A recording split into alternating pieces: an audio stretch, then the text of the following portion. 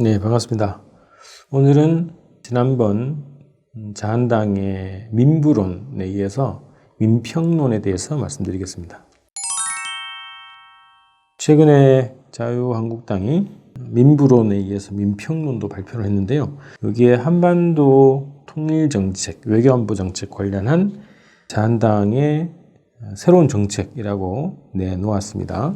자, 민평론이라고 해서요. 이게 국민중심 평화론, 이런 뜻이라고 하네요. 문재인 정권의 안보정책, 외교정책, 대북정책은 총체적 실패작이다. 이런 걸로 민평론을 시작을 했습니다. 이 문장, 첫 문장을 딱 보고 제가, 정말 철면피한 자한당이다. 자기의 국정농단, 총체적 실패에 대해서 안인보살하고 어쩌면 이렇게 낯뜨거운 발언을 할 수 있을까. 이런 생각이 들었는데요. 자, 이 문재인 정부의 외교안보 통일정책, 저도 이제 답답합니다만, 이명박근혜 때까지 망쳐놓았던 정책, 총체적 실패한 정책을 제대로 복구를 못해서 문제지, 자한당의 정책은 이미 검증됐고 총체적 실패로 결론 난 거 아닙니까? 그러한 당사자들이 이런 주장을 한다고 하는 것이죠. 자, 민평론의 세 가지 핵심 주장들이 담겨 있습니다. 그 세 가지 주장에 대해서 간략간략하게 제 말씀 좀 드릴게요. 자, 자유한국당의 안보정책. 이 첫 번째 항목입니다. 저는 이걸 보고 다시 박근혜 시대로 돌아가자. 이런 주장으로 읽혔습니다. 우리의 안보정책의 최종 목표가 북핵 폐기라고 여전히 철진한 얘기를 하고 있습니다. 군사 분야 합의서 있죠. 9월 평양 공동선언 이행 합의서로서 채택된 9.19 군사 합의서도 폐기를 하자는 주장이에요. 그리고 한미 간의 핵공유 협정도 체결하겠다. 한 발 더 나갔죠. 한미연합 군사훈련도 계속 하고 복원하겠다. 이런 주장하고 있습니다. 삼축체계라고 하는 북핵 그리고 북미사일에 대해서 선제공격 계획을 담은 체계를 담은 삼축체계를 빨리 구축하겠다는 주장을 하고 있고요. 대북공조, 국제사회와 대북공조도 하겠다고 하는데 대북 압력을 행사하기 위한 국제공조를 강화하겠다. 이런 얘기죠. 자, 그리고 북핵 폐기에 맞춰서 전자권 환수 추진하겠다는 거예요. 전자권 환수가 조기 환수라고 이 사람들은 주장을 하고 있고요. 지금 안보 환경을 무시하고 있는 계획이다. 이런 주장을 합니다. 자, 전자권 문제는 하루빨리 가져와야 정상 아닙니까? 근데 지금 전자권 언제 받을지도 모르겠습니다만, 언제 우리가 행사하게 될지도 모르겠습니다만, 지금 추진하는 것 자체도 너무 빠르다. 이런 주장을 하고 있어요. 그래서 북핵 폐기에 맞춰서 추진해야 된다. 이런 주장을 하고 있습니다. 영원히 환수하지 말자. 이런 주장과 마찬가지죠. 자, 두 번째가 대한민국의 국익을 지키는 외교정책에서 외교정책에 대해서 설명을 했는데요.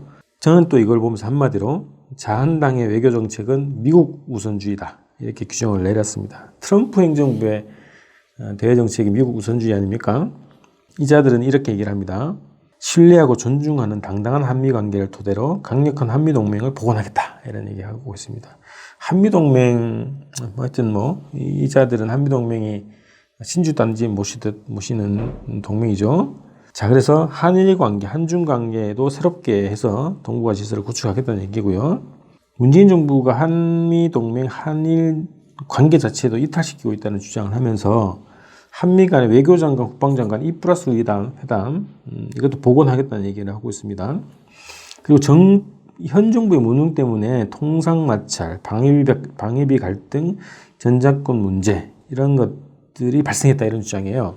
한미 간의 갈등 세 가지 요인의 발생 원인이 문재인 정부의 무능 때문이다. 이런 얘기를 합니다. 자, 트럼프 행정부가 일방적으로 제3세계, 특히 한국을 호구로 여기면서 무역 압력을 넣고 또 방위비 대폭 인상을 주장하고 있고 전자권 전환도 줄까 말까 지금 하고 있다는 것은 세상 사람들이 다 아는 얘기죠. 그런데 이것이 현 정부의 무능이라고 하는 방식으로 문재인 정부도 공격하고 있습니다. 자, 굉장히 논란된 대목인데요. 미국의 인도태평양 전략 여기에 동참하겠답니다. 공식적으로 중국, 러시아를 포위하려고 하는 미국의 새로운 세계 패권 전략, 여기에 한국 정부가 그리고 한국 군대가 총알 바지로 나서겠다는 그런 주장이에요. 자, 아주 심각합니다.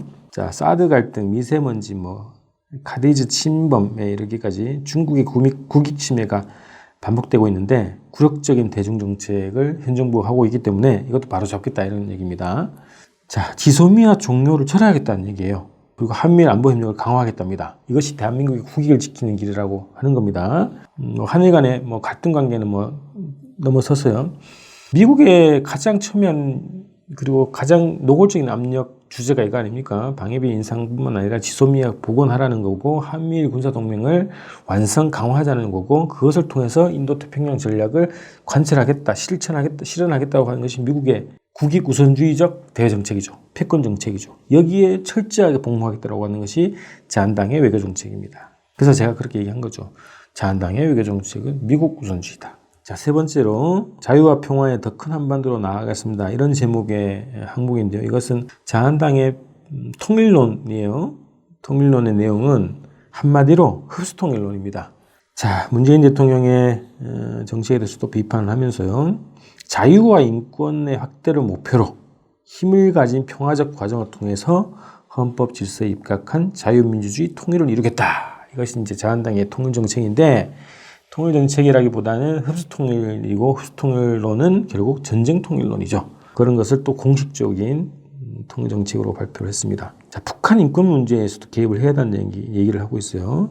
그리고 원칙과 신뢰의 남북 관계를 확립하고 북핵 폐기에 맞춰 다양한 단계별 남북 협력을 추진하겠다. 이것은 북한 적대 정책을 더 강화하자 이런 얘기고요. 북한에 대한 압력을 더 강화하고 북핵 폐기를 촉구하면서 북핵 폐기 단계에 따라서 남북 협력을 추진하자.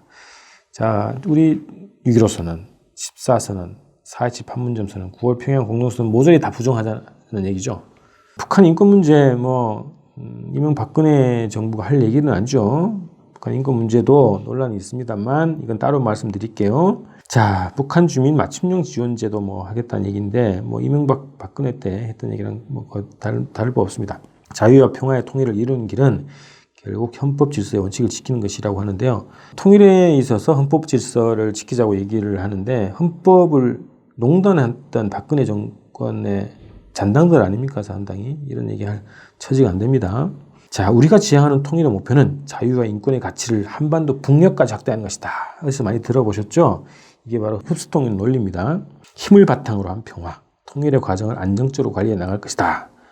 이런 겁니다. 이것이 이제 자유한국당식 통일론, 결국 흡수통일론이죠. 자, 마지막으로 자한당을 우리 빨리 청산해야 되는 이유가 바로 이 민평론에서도 확인되고 있습니다. 자, 이 정책을 하겠다고 하는 자한당을 이대로 뒀다가는 한반도에 다시 전쟁이 일어날 가능성이 높아진다. 민족 분단이 영구적으로 갈 가능성이 있다. 그리고 친일 친미 4대 매국의 뿌리를 더 깊이 내리자고 하는 이 자한당의 주장입니다. 그래서 결국 오늘도 기승전 총선 승리를 통해서 빨리 이자들을 정계에서 은퇴시켜야 됩니다. 정계뿐만 아니라 어쨌든 이 사회에서 은퇴를 시켜야 되겠죠. 자, 우리의 민평론은 국민과 함께 미래와 함께 가는 길입니다. 이렇게 마지막 말을 이렇게 맺었어요. 자, 민평론은 미국과 함께 과거로 가자는 주장입니다. 오늘은 전쟁을 부르는 자유한국당의 민평론에 대해서 말씀드렸습니다.